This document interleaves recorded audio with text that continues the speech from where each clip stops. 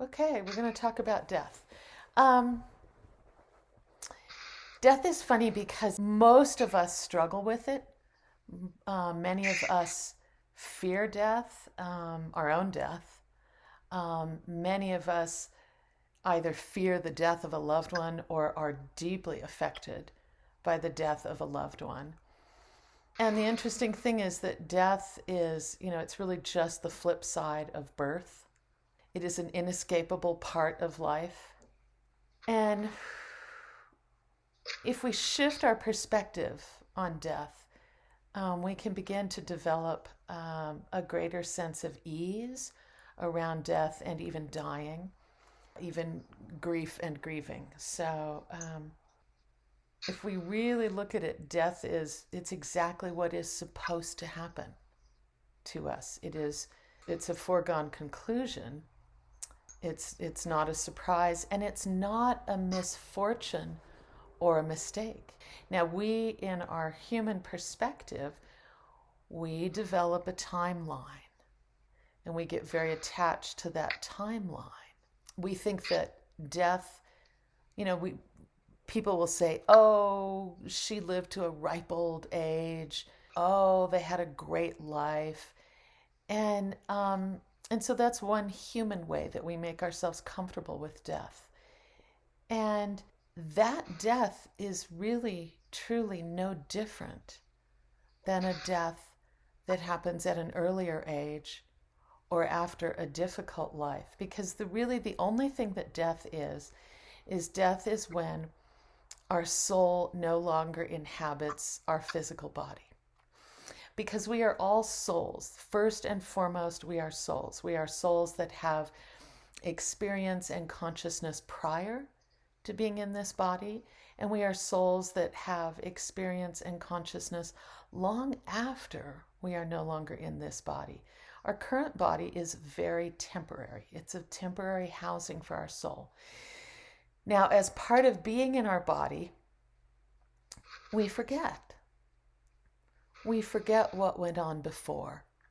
It's hard to realize that anything will come after.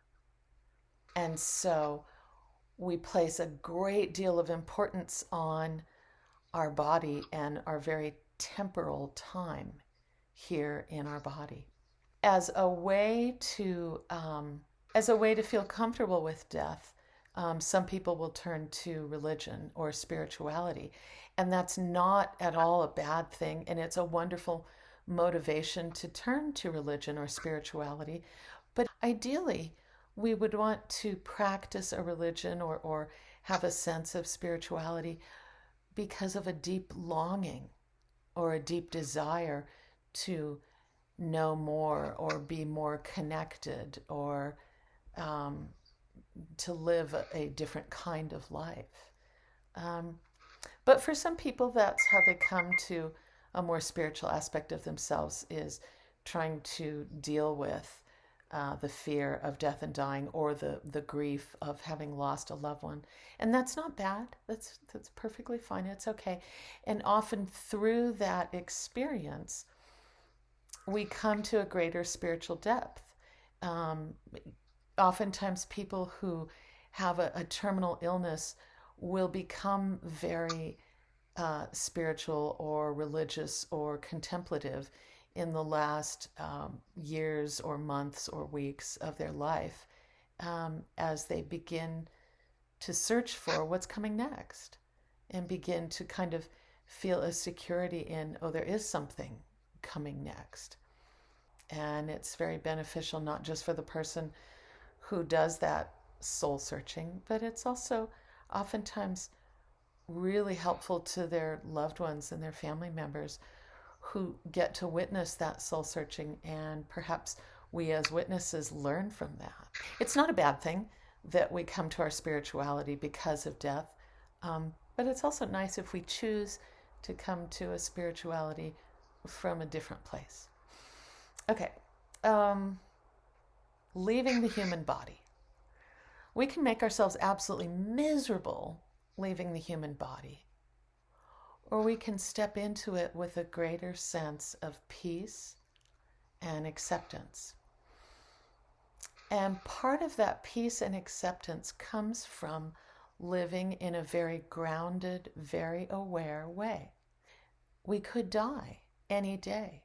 From the moment we take our first breath, our last breath, and the timing of our last breath is an absolute unknown, an absolute unknown.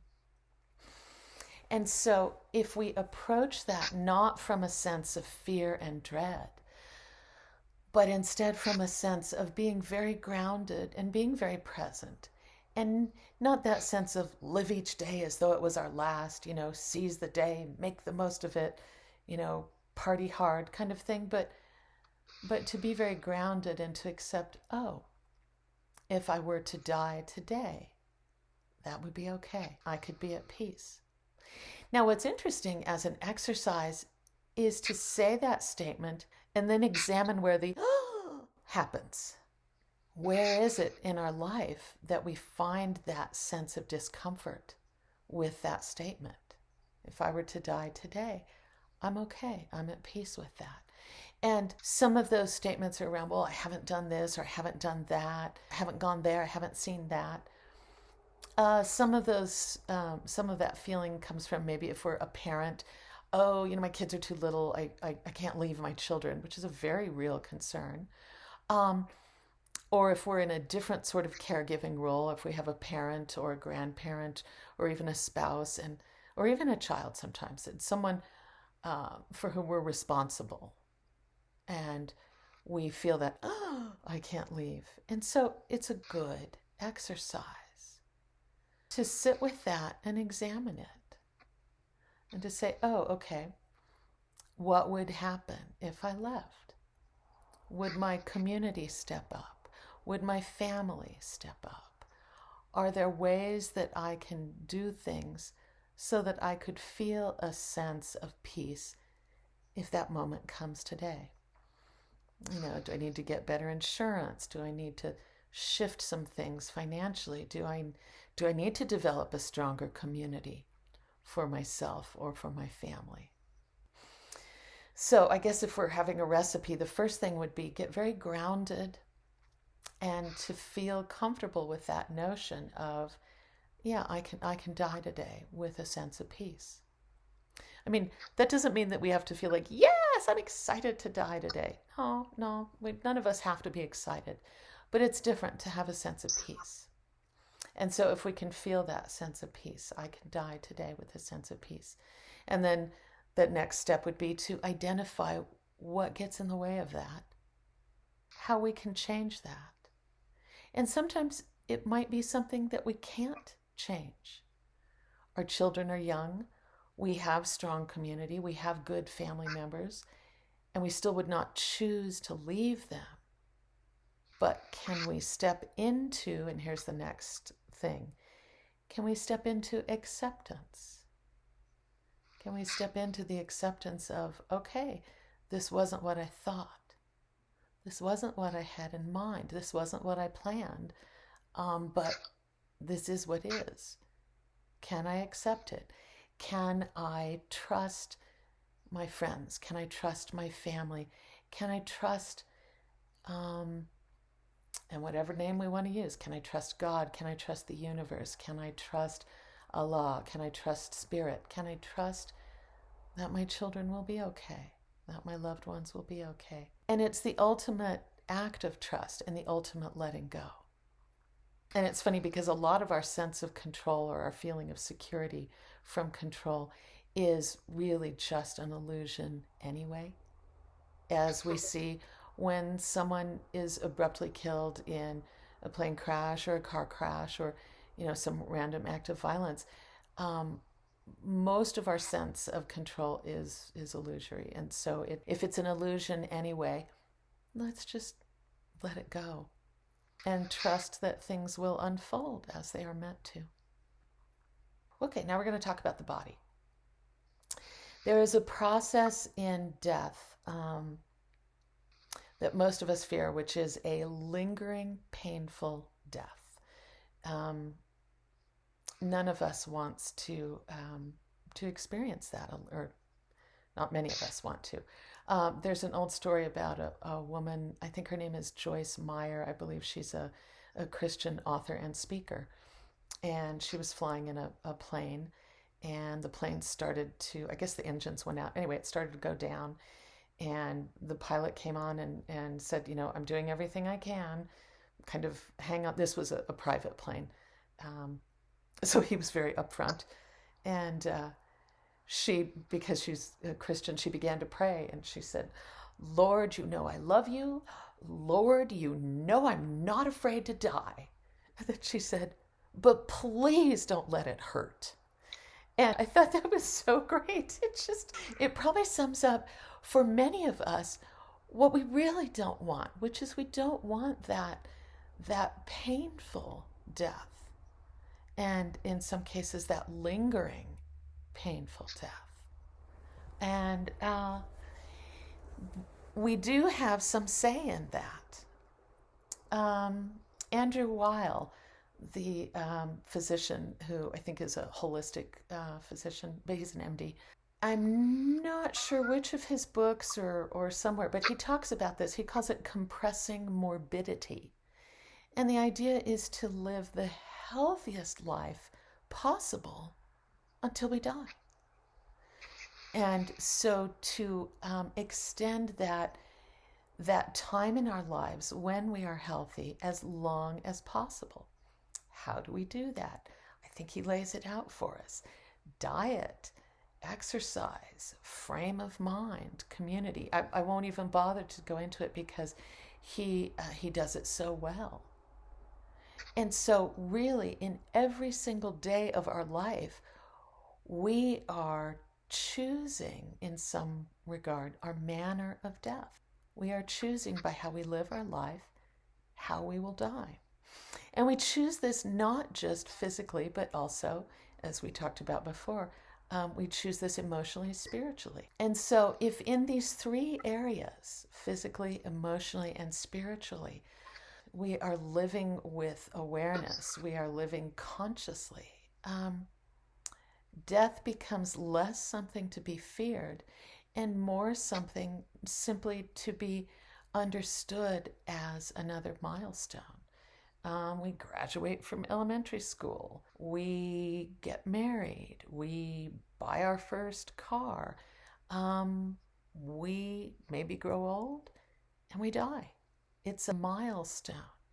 And as we begin to shift our perspective in that way and understand it as a milestone, and like other milestones, we prepare for death. If we're going to buy a car, maybe we decide that every day we're not going to have coffee at Starbucks and lunch out. Maybe we're going to make ourselves coffee at home and put it in a thermos and pack our lunch. And we save that money every single day. And then when we're ready to buy a car, we have money and savings to purchase a car. And the same way, we live our life in such a way that when we come to our death, we do so in a great sense of peace. Now, we wonder, why does it matter? Why not just take the approach of like we're jumping off the deep end into a very cold pool and you just hold your nose and go for it? And woo, the shock. Well, the condition of our soul. Because remember, our soul precedes our body and it continues long after our body. But what we experience in our body has its impact on our soul. It has an effect. And so our death has an effect on our soul. And when we die a good death, a peaceful death, I don't like putting the word good on it. As soon as I said that, I didn't like that. Because there isn't a good death or a bad death. There just is the death that we have. It's not good or bad. There's no judgment around it. But the more peaceful the death, the easier the transition for our soul. And sometimes a death that is shrouded in fear can leave a little bit of a mark on our soul. And then we're on the other side, and that was part of our experience. And that is part of what our soul does, is to, and this depends on your belief system, maybe we are held accountable for what transpired when we were in bodily form. Maybe we are processing what transpired when we were in bodily form. Maybe we are learning from it. Maybe we are atoning for it. And I'm sure I'm missing lots of different belief systems and their perspective on that. But generally speaking, there is some awareness when we are in soul form of what transpired when we were in body form. So this is another reason to live our life in this way, so that when we come to death, we have that sense of peace and we step into what comes next from a place of peace and acceptance rather than a place of fear. Now, I want to talk a little bit more about pain. I'm going to tread very lightly here. I have had a number of family members die under hospice care, and hospice is a phenomenal organization, and really dedicated to just incredibly compassionate care of people who are dying. And beyond just the people who are dying, also the loved ones, the family members of those who are dying. Hospice is just really, I can't say enough good about hospice. And just the all-encompassing way that they approach death. They're addressing emotional as well as spiritual needs of the people who are dying and their family. And even beyond death, the grief needs for people who have lost loved ones. One of the things that hospice does, which is wonderful, is they seek to help people have a pain-free death. For the most part at this time, the biggest way to have a pain-free death is through pain medication. Oftentimes we will have physicians who are also seeking to do the same thing, which is ease the pain or the fear or the struggle of death. And so things in addition to pain medication will be prescribed. Antidepressants, sleeping medications. All of these have their place, and the people who are prescribing them are very well intentioned. We, as individuals, with our own free will, need to make choices, because the medications do not come without drawbacks. And one of the drawbacks of the medications is that we are not always fully present. We are not always fully lucid. And so in some ways, we lose some of ourselves, some of who we are. And I'm sure some people who have seen deaths where people are heavily medicated have seen this.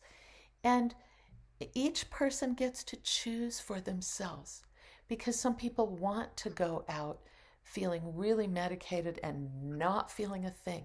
And that is perfectly fine, absolutely wonderful. And if that is their form of peaceful death, that is absolutely how they should do that. Other people might want to go out being aware. And the price for that awareness might be feeling some pain. Or the price for that awareness might be feeling some sadness. Because it's reasonable and understandable that if we have been battling an illness, that we might feel depressed because of that illness. And maybe our soul needs to experience that and process that and work its way through that. Or maybe it doesn't. And maybe we choose to take an antidepressant. The thing that I'm trying to get across here, the thing that we want to recognize, is that it is absolutely up to each individual, not their family members, not their loved ones, not their physicians or their caregivers. Each individual gets to make this choice for themselves. And then it is up to the family members, the caregivers, the medical professionals, to support this choice and to facilitate this choice, even if it makes those of us who are in supporting roles, even if it makes us uncomfortable. It might mean that we have to sit and have more conversations, more difficult conversations with our loved one or our patient who is dying. And it might mean that we need to, rub their hands and feet a little more and bring cool cloths for their head and be with them if they have chosen to be in pain. Because we have to watch, when it's not our death, it can be really uncomfortable to watch someone else be in pain. But what's important to recognize is that if that's their choice, the most loving thing that we can do for them is to honor their choice and support them in that choice, even if it makes us uncomfortable. It's a great gift that we give them. And we can always ask, are you still comfortable with this choice? You can change your mind, and whether you do or don't, I support you either way. And that's our role. That's what we do if we're the caregiver. We inquire and make sure that this is still the choice that they want, and let them know that it's their choice and we support them either way. I think we're going to move a little bit into grief now. Grief happens for the person who is dying sometimes, just as much as it does for the people who are the caregivers or the loved ones, family and friends. Because sometimes in the process of dying, we recognize, whether we have a long period of time to recognize or a very short period of time to recognize, we review our life, and maybe we recognize things that we didn't accomplish that we wanted to, or we recognize things that we did that we wish we hadn't done, or maybe we are truly sorry for how certain things have turned out. And what's important in this grieving process is to recognize that it needs to happen, that we shouldn't just blow it off, explain it away. Oh, I did the best I could, or oh, you did the best you could, or oh no, there's nothing wrong. You lived a great life. Let's allow ourselves, if we're the person doing the dying, or our loved ones, if they're the ones doing the dying, to really have that time to assess, to really take the time to reflect and really feel how we feel. Because sometimes, in recognizing that it wasn't what we wanted, or it wasn't what we intended, then we can come to a place of being at peace with that. But if we have not allowed ourselves the experience of reflecting honestly, we take away our opportunity to be at peace with our life, however it was. So this is an important aspect, and one that shouldn't be denied either ourselves or someone else. And it might be conversations. For some people, it might be journaling. It might just be sitting and thinking. But what's important is that it happen if it needs to. For some people, that's not the case. Some people are very comfortable with how they have lived their lives, and that's fine too. And one is not better than the other. All that is needful in the process of dying is to do whatever it is we need to do. And so if we need to grieve a part of our life, then let's do that. And let's feel that and talk about it and process it and experience it, or whatever we need to do with that. This also informs our soul, because this is another part of a peaceful death, is being at peace with our life as it was, at peace with our life as we lived it. And sometimes it might seem like, oh, I've done some really bad stuff, or I've had some really great disappointments. I can't find peace in that. And I would say that it is not that we can't find it, but maybe that we have not yet been able to find it, or have not yet allowed ourselves to reflect enough. Because sometimes when there's a part of our lives that's painful, it can be difficult to look back on it and really consider and reflect. But often, if we can allow ourselves to do that, that's where we find the peace. Because we might have a realization, or see it in a different light, or consider it in a way that we just had not thought of before. And in that, we can find peace. And sometimes our only peace comes from just a complete and utter acceptance of things as they are and things as they were. And we just say, it was what it was. And I'm okay with that. I can accept that. And again, that brings our soul to a greater place of peace, which is really what we want as we move into death.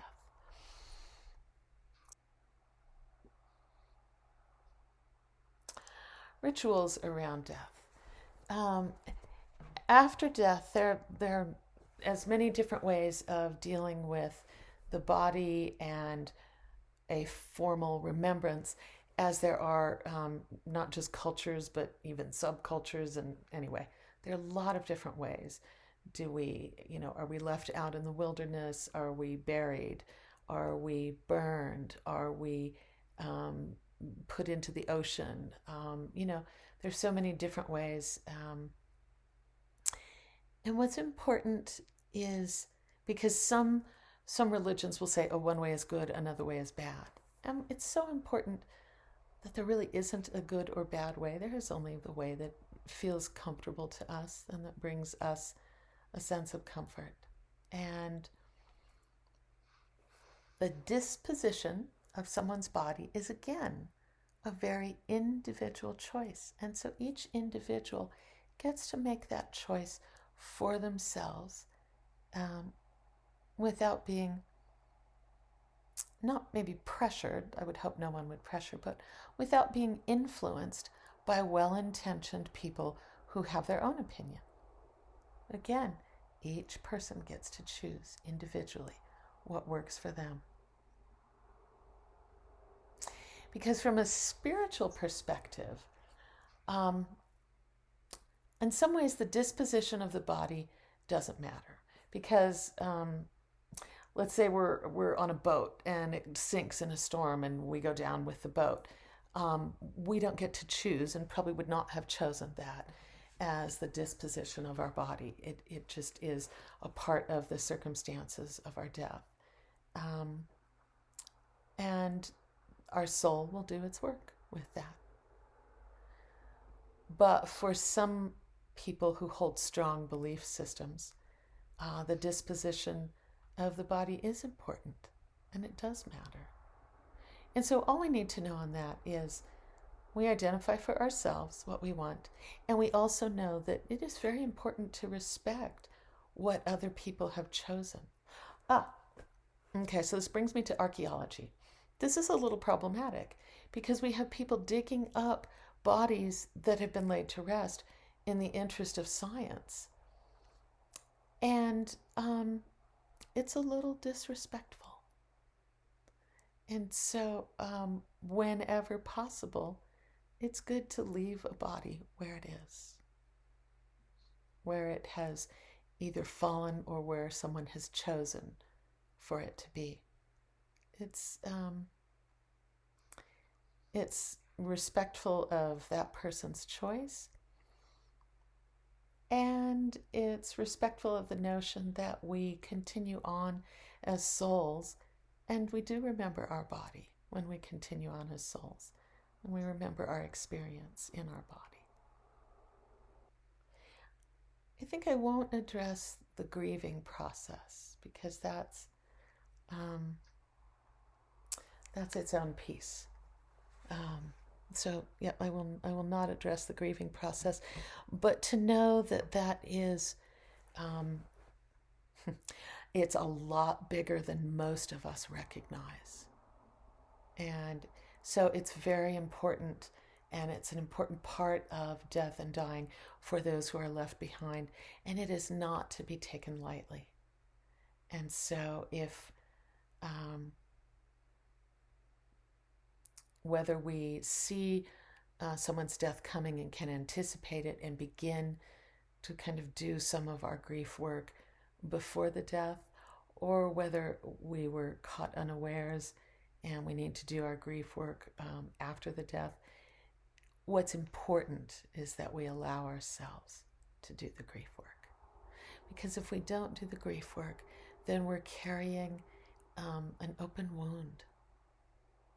And it's very difficult to move forward in life and feel the joy that we are intended, as those who are left behind, we're intended to feel that joy and to move forward with that.